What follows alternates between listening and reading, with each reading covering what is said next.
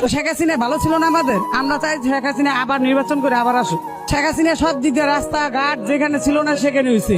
এখন আলু খাইছে 30-40 টাকা, এখন 75 টাকা। তো শেখ হাসিনা ভালো ছিল না আমাদের, আমরা চাই শেখ হাসিনা আবার নির্বাচন করে আবার আসুক। কোঠা নিয়ে একটা শব্দ, মানে ছাত্রই তো বলে যে আমরা কোঠা নিয়ে ই করছি, আমরা তো শেখ হাসিনা নামার জন্য এগুলি আমরা ই করি নাই।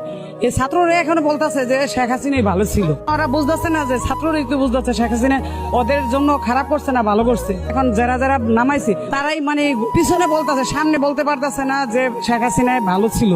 এখন মনে করেন বলতেছে যে শেখ হাসিনা থাকলে ভালোই তো, সব দিক দিয়ে তো সুযোগ সুবিধা ছিল, মানুষের চলতো ভালো ছিল।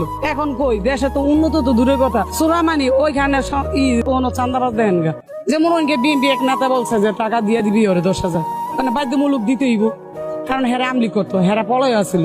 এখন তো অনেক সরাসরি চলতেছে দিতেছে, হেরা মানে সাপোর্ট করে। যেমন ধরেন শেখ হাসিনারা আমরা সাপোর্ট করি,